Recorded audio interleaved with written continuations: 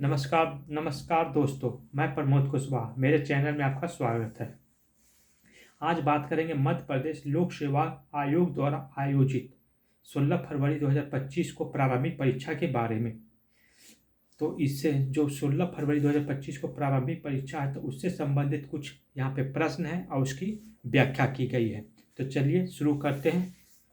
प्रश्न संख्या 1। प्रश्न संख्या 1 है कि संथाल विद्रोह के मुख्य नेता कौन थे? संथाल विद्रोह के मुख्य नेता संथाल विद्रोह के मुख्य नेता कौन थे? सिद्धू, बिरसा मुंडा, भीमा नायक या स्वामी गोविंदगिरी? तो इसका उत्तर क्या है? तो इसका उत्तर है कि संथाल विद्रोह के मुख्य नेता सिद्धू थे। यानी संथाल विद्रोह के जो मुख्य नेता थे वो सिद्धू थे। तो अब आते हैं संथाल विद्रोह के बारे में कुछ व्याख्या करते हैं। तो 30 जून 1855 को प्रारंभ हुआ और 1856 तक चला संथाल विद्रोह। इसको संथाल हुल विद्रोह भी कहा जाता है। इसका नेतृत्व संथाल विद्रोह का नेतृत्व 4 मुर्मू भाइयों सिद्धू, कान्हू, चांद और भैरव ने किया था तथा इनकी 2 जुड़वा बहनें थी मुर्मू। 2 जुड़वा मुर्मू बहनें फूलो और झानो ने किया था। यानी संथाल विद्रोह का नेतृत्व एक ही परिवार के 6 लोगों सिद्धू, कान्हू, चांद और भैरव तथा इनकी 2 जुड़वा बहनें फूलों और झानों ने किया था। अब संथाली भाषा में हुर का अर्थ होता है विद्रोह। यह विद्रोह संथाल विद्रोह वर्तमान झारखंड के दामिन एक्को क्षेत्र में हुआ था। यानी 30 जून 1855 को प्रारंभ हुआ संथाल विद्रोह 1856 तक चला और इसमें 4 मुर्मू भाइयों सिद्धू, कान्हू, चांद और भैरव तथा इनकी 2 जुड़वा बहनें मुर्मू बहनें फूलों और झानों ने किया था। अब इससे आगे क्या है कि 1855-56 ईस्वी का संथाल विद्रोह ईस्ट इंडिया कंपनी जमींदारी प्रथा, व्यापारियों के द्वारा 500% तक की ऋण की वसूली, राजस्व नीति में बदलाव, बाहरी लोगों जिनको ये लोग दीकू कहते थे, दीकुओं का इनके क्षेत्र में बढ़ता प्रभाव, रेलवे के लिए लकड़ियों का काटा जाना था। ये जो संथाल विद्रोह था इसके मुख्य कारण में ईस्ट इंडिया कंपनी द्वारा जबरन वसूली, जमींदारी प्रथा, व्यापारियों के द्वारा 500% तक ऋण की वसूली, राजस्व नीति में बदलाव, बाहरी लोगों का इनके क्षेत्रों में बढ़ता प्रभाव, रेलवे के लिए लकड़ियों का काटा जाना था। 30 जून 1855 को भगनाडीह नामक गांव में एक विशाल जनसभा हुई जिसमें इन 4 नेताओं, ये जो 4 नेता थे कौन कौन थे? सिद्धू, कान्हू, चांद और भैरव। इन 4 नेताओं ने एक विशाल जनसभा को बुलाया जिसमें 10,000 से ज़्यादा संथाली लोगों ने भाग लिया। इस सभा में शपथ ली गई कि आज से संथाल लोग जमींदारों, साहूकारों और अंग्रेजों का शोषण बर्दाश्त नहीं करेंगे और उन्हें जवाब देंगे। अब सिद्धू ने इसी समय नारा दिया था, अंग्रेजों हमारी माटी छोड़ो।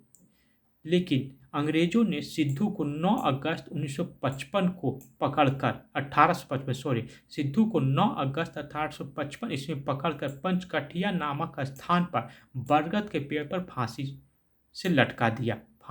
दे दिया बरगद के पेड़ में, जबकि कान्हू को भोगनीडीह में फांसी दी गई थी। अब आते प्रश्न संख्या 2।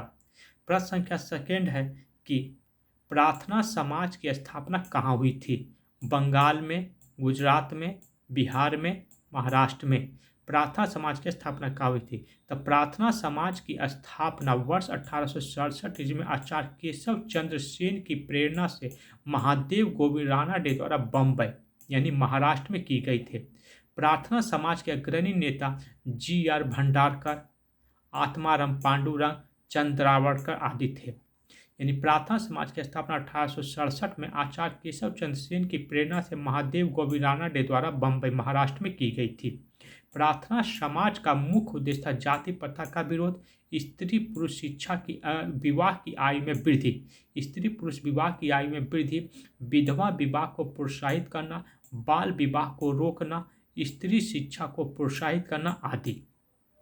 अब राणा डे के नेतृत्व में प्रार्थना समाज ने 19वीं सदी के 9वें दशक यानी राणा डे के नेतृत्व में प्रार्थना समाज ने 19वीं सदी के 9वें दशक में महिला जागरण की योजनाएं शुरू की, जिसका परिणाम यह निकल कर आया कि 1882 ईस्वी में आर्य महिला समाज की स्थापना हुई। आगे प्रार्थना समाज द्वारा वर्ष 1878 में स्थापित पहला 1878 प्रार्थना समाज द्वारा वर्ष 1878 में स्थापित पहला रात्रि विद्यालय जन शिक्षा और वयस्क शिक्षा यानी प्रौढ़ शिक्षा के क्षेत्र में अग्रणी था। उस समय 1878 में स्थापित रात्रि विद्यालय और वयस्क शिक्षा यानी प्रौढ़ शिक्षा के क्षेत्र में भी ये अग्रणी था, कार्य कर रहा था प्रार्थना समाज। फिर समाज में अस्पृश्यता के शिकार लोगों के उत्थान के लिए प्रसिद्ध depressed class mission society of India depressed class mission society of India नामक संगठन की स्थापना प्रार्थना समाज के कार्यकर्ता विट्ठल रामजी शिंदे ने की थी। वर्ष 1917 में प्रार्थना समाज ने राजा राम मोहन इंग्लिश स्कूल यानी अंग्रेजी विद्यालय की स्थापना की। यानी प्रार्थना समाज की स्थापना महाराष्ट्र में हुई, लेकिन इसका मुख्य उद्देश्य क्या था? समाज की कुरीतियों जैसे जाति प्रथा, स्त्री पुरुष विवाह की जो कम आयु थी उसे बढ़ाना, विधवा विवाह को प्रोत्साहित करना, बाल विवाह को रोकना, स्त्री शिक्षा को प्रोत्साहित करना, इन सब का प्रार्थना समाज का मुख्य कार्य था। अब अगला प्रश्न आते हैं प्रश्न संख्या 3 पर कि भारत छोड़ो आंदोलन किस तिथि को शुरू हुआ? 7 अगस्त 1942, 9 अगस्त 1942, 10 अगस्त 1942, 6 अगस्त 1942। भारत छोड़ो आंदोलन किस तिथि को शुरू हुआ? तो इसका उत्तर है 9 अगस्त 1942 को। द्वितीय विश्व युद्ध के दौरान भारत से पूर्ण सहयोग प्राप्त करने के उद्देश्य से सर स्टैफर्ड क्रिप्स की अध्यक्षता में ब्रिटिश सरकार द्वारा मार्च 1942 में क्रिप्स मिशन को भारत भेजा गया। लेकिन क्रिप्स मिशन की असफलता के बाद महात्मा गांधी ने ब्रिटिश शासन के खिलाफ अपना तीसरा बड़ा आंदोलन छेड़ने का फैसला किया। जब क्रिप्स मिशन भारत आया और वार्तालाप विफल हो गया तो महात्मा गांधी ने ब्रिटिश शासन के खिलाफ अपना तीसरा बड़ा आंदोलन छेड़ने का फैसला किया। इसका परिणाम निकल कर यह आया कि 8 अगस्त 1942 की रात को मुंबई के ग्वालियर टैंक मैदान में अखिल भारतीय कांग्रेस कमेटी के बम्बई सत्र में अंग्रेजों भारत छोड़ो व भारतीयों को करो या मरो का नारा दिया था गांधी जी ने। लेकिन आंदोलन की तीव्रता को देखते हुए ब्रिटिश सरकार ने सबसे पहले ग्वालियर टैंक मैदान में भाषण देने वाले 4 नेताओं महात्मा गांधी, जवाहरलाल नेहरू, सरदार पटेल और अबुल कलाम आजाद को गिरफ्तार कर लिया। गांधी जी को गिरफ्तार कर पुणे स्थित आगा खां पैलेस में रखा गया। लेकिन तब तक इन्हें 9 अगस्त 1942 को गांधी जी के आह्वान पर पूरे देश में एक साथ आंदोलन शुरू हो गया। देश भर के युवा कार्यकर्ता हड़तालों और तोड़फोड़ की कार्रवाइयों के जरिए आंदोलन को चलाना शुरू कर दिया। इन्हें चलाते रहे। भारत छोड़ो आंदोलन को तुरंत आज़ाद कराने के लिए अंग्रेजी शासन के विरुद्ध एक सविनय अवज्ञा आंदोलन था। भारत छोड़ो आंदोलन भारत को तुरंत आज़ाद कराने के लिए अंग्रेजी शासन के विरुद्ध एक सविनय अवज्ञा आंदोलन था। ग्वालियर टैंक मैदान को अब अगस्त क्रांति के नाम से जाना जाता है। अब आते हैं अगला प्रश्न पे। अगला प्रश्न नहीं, इसी में है कि देश के कई हिस्सों जैसे उत्तर प्रदेश में बलिया, बंगाल में तामलुक, महाराष्ट्र में सतारा, कर्नाटक में धारवा, उड़ीसा में तालचे और बालासोर आदि ब्रिटिश शासन से मुक्त हो गए थे 1942 में भारत छोड़ो आंदोलन के दौरान। यहाँ के लोगों ने अपनी सरकारें बना ली थी। भारत छोड़ो आंदोलन के दौरान आशफ अली और उषा मेहता ने भूमिगत रेडियो स्टेशन का संचालन जारी रखा। इसके माध्यम से आंदोलनकारियों को देश के अन्य भागों में हो रही गतिविधियों के बारे में पता चलता रहता था। लेकिन नवंबर 1942 में ब्रिटिश सरकार ने इन्हें जब्त कर लिया। अब आते हैं अगला प्रश्न पे। अगला प्रश्न है कि परमहंस मंडली की स्थापना किस राज्य में हुई थी? उड़ीसा में, बंगाल में, बिहार में, महाराष्ट्र में। तो परमहंस मंडली की स्थापना महाराष्ट्र में हुई थी। इसका सही उत्तर है सी, कि परमहंस मंडली की स्थापना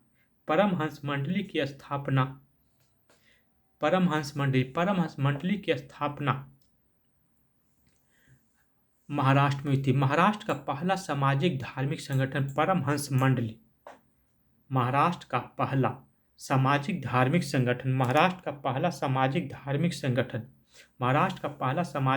संगठन परमहंस मंडली की स्थापना 1849 में बॉम्बे में हुई थी। इसकी स्थापना दादोबा पांडुरंग, दुर्गाराम मेहता और उनके साथियों ने की थी। यानी महाराष्ट्र का पहला सामाजिक धार्मिक संगठन परमहंस मंडली की स्थापना 1849 में बॉम्बे में हुई। इसकी स्थापना दादोबा पांडुरंग, दुर्गाराम मेहता उनके साथियों ने की थी। इस संगठन के सदस्य एक ईश्वर में विश्वास करते थे। इस संगठन का उद्देश्य जाति व्यवस्था को खत्म करना था। इस संगठन ने महिला शिक्षा और विधवा पुनर्विवाह का समर्थन किया। यानी ये जो संगठन था परमहंस मंडली ने महिला शिक्षा और विधवा पुनर्विवाह का समर्थन किया। इस संगठन ने अभिव्यक्ति की स्वतंत्रता का समर्थन किया। परमहंस मंडली मानव धर्म सभा से गहरा परमहंस मंडली का मानव धर्म सभा से गहरा संबंध था, जिसकी स्थापना 1844 में सूरत में हुई थी।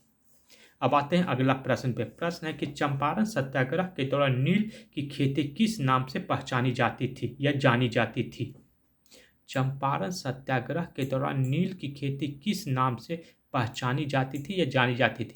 तिनकठिया पद्धति, रैयतबाड़ी पद्धति, नीलकारी या झूम कृषि।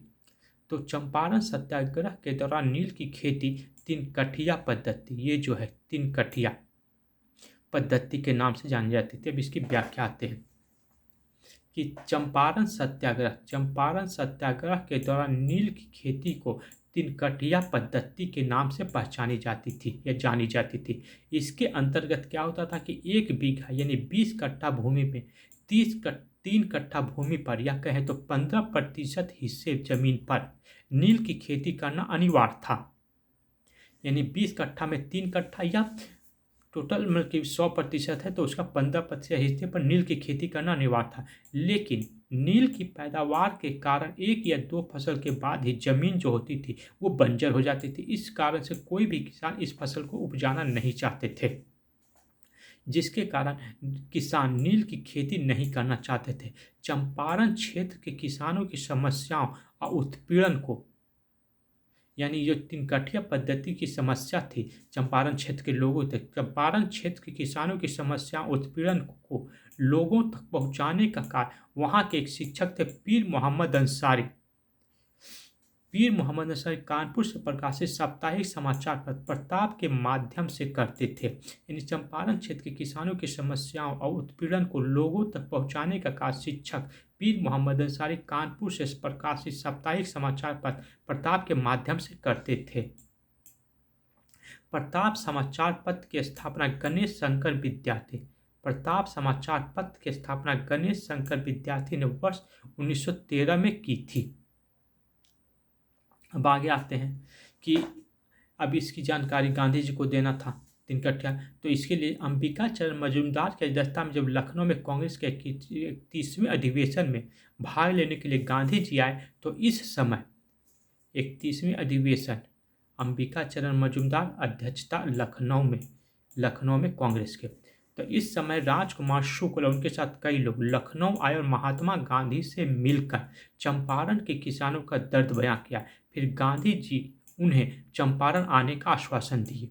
गांधी जी उन्हें बोले राजकुमार शुक्ल कि वो चंपारण आएंगे। वर्ष 1917 में गांधी जी और राजकुमार शुक्ल कलकत्ता से चंपारण के लिए रवाना हुए। कितना में? वर्ष 1917 में।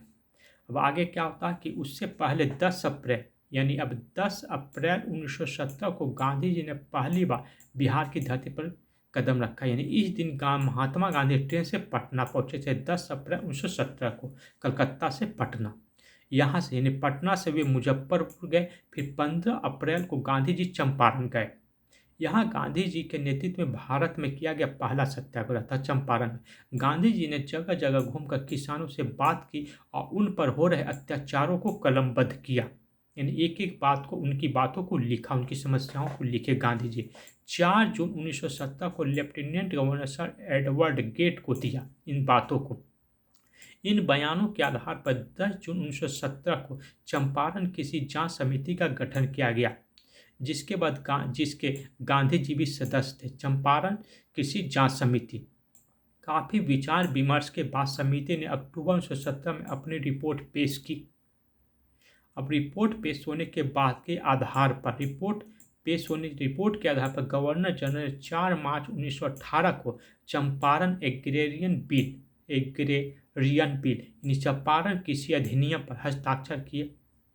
इस हस्ताक्षर के साथ ही तिनकटिया पद्धति प्रथा खत्म हो गई। इसके साथ ही जिन किसानों ने फैक्ट्रियों को मुआवजा दिया था, उन्हें उनकी राशि का 1/4 हिस्सा, अगर जो 100 रुपया दिया था तो उन्हें 25 रुपया वापस मिल गया। चंपारण के इस ऐतिहासिक संघर्ष में डॉक्टर राजेंद्र प्रसाद, डॉक्टर अनुग्रह नारायण सिंह, आचार्य कृपलानी, ब्रजकिशोर, महादेव देसाई, नरहरि पारिक, पीर मोहम्मद अंसारी और चंपारण के किसानों ने अहम भूमिका निभाई थी। इस तरह तिनकटिया पद्धति खत्म हो गया। तो आज के लिए मित्रों इतना ही। अगले वीडियो में मिलते हैं फिर। अगर मेरी वीडियो अच्छी लगी हो तो मेरे वीडियो को लाइक और चैनल को सब्सक्राइब कर दें। साथ ही और नोटिफिकेशन बेल को दबा दें ताकि आने वाला वीडियो का नोटिफिकेशन आपको मिल सके। मिलते हैं अगले वीडियो में, तब तक के लिए बाय।